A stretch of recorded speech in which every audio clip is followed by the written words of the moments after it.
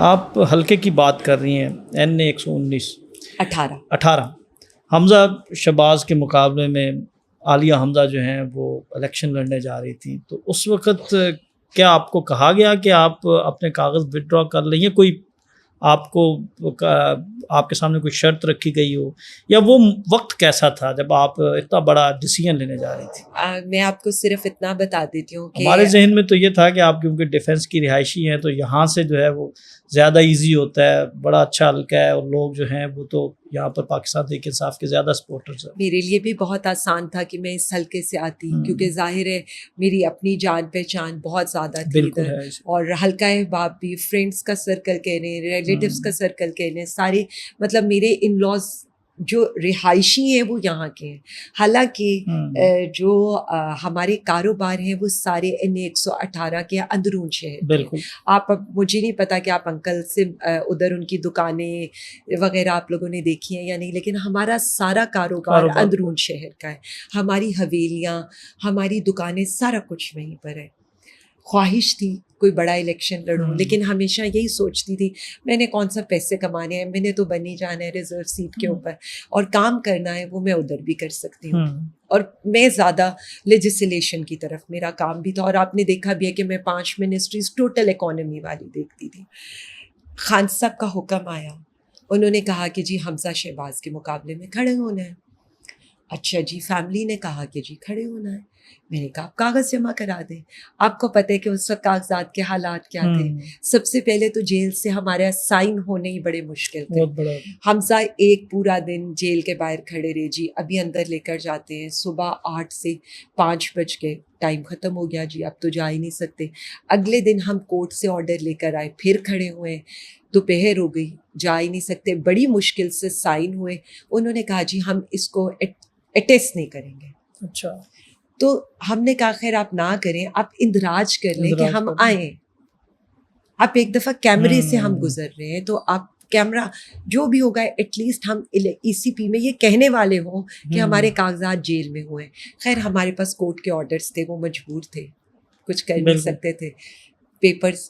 اب جی آگے چھٹیاں آنی تھی، آپ کو پتہ ہے جب ایکسٹینڈ ہو گیا اتوار کو کبھی جیل کھل نہیں سکتی۔ ہوا یہ کہ ایک دن پہلے جب یہ لوگ گئے تو میرے لائر کو انہوں نے پکڑ لیا اور میرے پیپرز انہوں نے رکھ لیے۔ اچھا، اب اللہ کی طرف سے کہ وہ 2-3 پیپرز کے سیٹ، مطلب انہوں نے اپنی طرف سے یہ کہ ہم بار بار جیل کیسے آئیں گے، تو چلو کچھ غلطی ہو جاتی ہے، ہم سے کوئی مسٹیک ہو جاتی ہے۔ الحمدللہ خان صاحب نے میٹنگ کے لیے بھی بلایا، ان سے ملاقات بھی ہوئی اور بڑا اچھا لگا۔ لیکن آپ اس کو ملاقات کا احوال ہم جاننا چاہتے ہیں۔ اس ملاقات کا، وہ ملاقات بڑی عجیب سی تھی، کیونکہ آنیسٹلی اسپیکنگ میں آپ کو بتاؤں کہ میں ابھی تک، آپ جس سے کہیں نا کہ بہت تکلیف بھی تھی اور ایک خوشی بھی تھی کہ 16 مہینے بعد آپ اپنے لیڈر سے مل رہے ہیں۔ اس کے 2 الفاظ ہی آپ کے لیے، ہم ہمیشہ سے خان صاحب کا ویلڈن کہہ دینا، اور ہمارے لیے ہم نے کبھی بڑی ڈیمانڈ کی ہی نہیں تھی، نہ ہمیں بڑی چیز کبھی چاہیے تھی۔ خان صاحب کا کہہ دینا، ان کے الفاظ ہمارے لیے ہمیشہ معنی رکھتے ہیں، اور اللہ رب العزت کا شکر ہے انہوں نے ہمیشہ بہت عزت، بہت مان دیا، بہت احترام دیا، اور سرخرو رہی ان کے سامنے، سرخرو رہ کر گئی ان کے پاس۔ یہ اس رب کا بہت شکر ہے، اور انہوں نے اس چیز کو اپریشیٹ بھی کیا۔ انہوں نے یہی کہا کہ آپ انسپریشن ہوتے ہیں لوگوں کے لیے جب آپ کھڑے ہوتے ہیں تو، اور جب کوئی نہ کھڑا ہو رہا اور آپ کھڑے ہو تو پھر ظاہر ہے آپ سب کے لیے مشعل راہ ہوتے ہیں۔ تو یہی بہت تھا میرے لیے کہنا۔ باقی میں نے ان کو سمپل کہ میرا تو مقصد ہی ہے کہ خان صاحب کی رہائی، اور انشاءاللہ اس کے لیے تحریک میں چلاؤں گی، پور زور و شور سے چلاؤں گی، اور اس کے علاوہ میرا تو کوئی اور پولیٹکس میں اس وقت مجھے تو آپ کے سامنے ہے، میرا تو کوئی اور مقصد نہیں ہے۔ خواتین کو کیا پیغام دیں گی؟ جتنا مشکل وقت آپ نے دیکھا، مشکلوں کے بعد آسانی بھی ملتی ہے، ابھی گو کہ آپ کو آسانی نہیں ملی، لیکن خواتین کو کیا کہیں گی؟ اور جو تحریک انصاف کی خاص طور پر خواتین ہیں جنہوں نے جیل دیکھی، اور فرسٹ ٹائم دیکھنا بڑا مشکل ہوتا ہے۔ بالکل ایسے ہی ہے۔ میں تو جی تحریک انصاف کی جو خواتین جیل رہیں، 1 دن رہیں، 1 ماہ رہیں، 10 ماہ رہیں، یا آخر تک رہیں، اور ابھی بھی ہیں، میں سب کو خراج تحسین پیش کرتی ہوں، ہر کسی کا کنٹریبیوشن ہے. اور میں صرف اتنا کہوں گی کہ جو ہماری خواتین باہر تھیں وہ بھی اپنی ایک جنگ لڑ رہی تھیں، جو شاید بہت مشکل جنگ تھی، اور لیکن وہ باہر رہ کر بھی ثابت قدم رہیں. تو خواتین تحریک انصاف کی بیک بون ہے، خواتین اور نوجوان. یہ پارٹی ہے ہی خواتین اور نوجوانوں کی. اور پاکستانی خواتین، میں آپ کو بتا رہی ہوں، دے آر امیزنگ. آپ 8 فیبرری کو دیکھ لیں، کوئی آٹا گوندتے گوندتے آٹا ہاتھوں لگے آ کر اس نے پی ٹی آئی کو ووٹ دیا ہے، تو کوئی ہانڈی چولہے پر چھوڑ کر پی ٹی آئی کو ووٹ دیا ہے، لیکن خواتین نکلی ہیں. میں ہمیشہ یہ کہتی ہوں، پاکستانی خواتین کو کبھی بھی اپنے آپ کو انڈر ایسٹیمیٹ نہیں کرنا چاہیے. پاکستانی خواتین نا موسٹ سخت جان خواتین ہیں. میں اگر اپنی دیہاتی خواتین کو دیکھتی ہوں نا، میں اپنی ورکنگ وومن کو دیکھتی ہوں، یا میں اپنی گھر رہنے والی خواتین کو دیکھتی ہوں نا، کمال ہے. پاکستانی خواتین ہر شعبے میں کمال کر رہی ہیں. اور میں آپ کو بتاؤں، مجھے کچھ کہنے کی ان کو ضرورت نہیں ہے. ان کو پتہ ہے انہوں نے کب ہمارا ساتھ دینے نکلنا ہے. اور آپ کو میں یہ بتا دوں، تحریک آپ کی خواتین ہی لیڈ کریں گی اور آگے ہوں گی، ہمارے ساتھ ہماری بہنیں ہوں گی. اور کبھی ایسا نہیں ہے عام پاکستانی ہمارے ساتھ کھڑا ہوتا ہے. میں نے ایک چیز دیکھ لی ہے کہ اب بات پی ٹی آئی سے بھی بہت آگے کی نکل گئی ہے. اب بات جو ہے نا پاکستانی خواتین، پاکستانی طلباء، پاکستانی نوجوانوں پر آ گئی ہے. ہم سے یہ لوگ بہت آگے نکل گئے ہیں.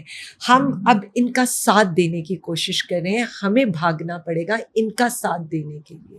دیکھیں، قربانی دینا ایک الگ بات ہوتی ہے، لیکن قربانی دے کر ڈٹے رہنا، اور میں یہ بتا دوں تاریخ صرف انہی کو یاد رکھتی ہے.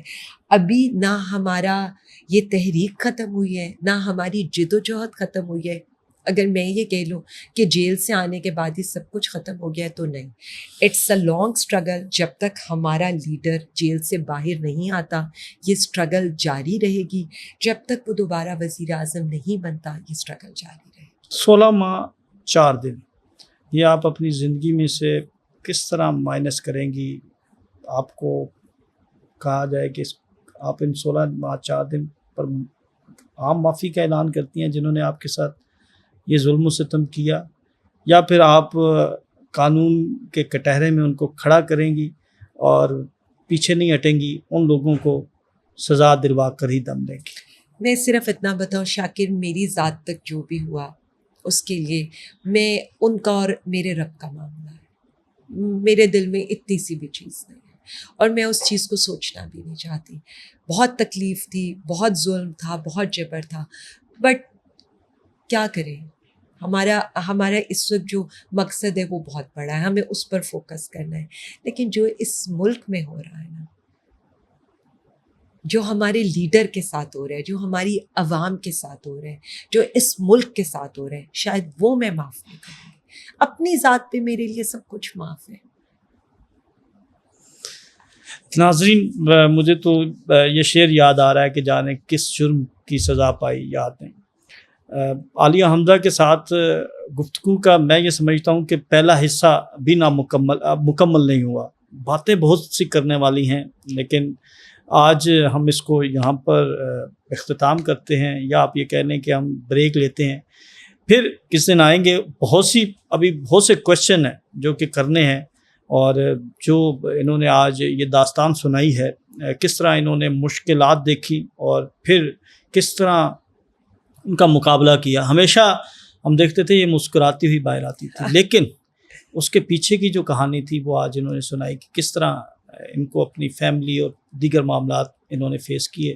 تو ہمیں اجازت دیں، دوبارہ آپ سے ملاقات ہوگی، تب تک کے لیے ہمیں اجازت دیں. اللہ حافظ.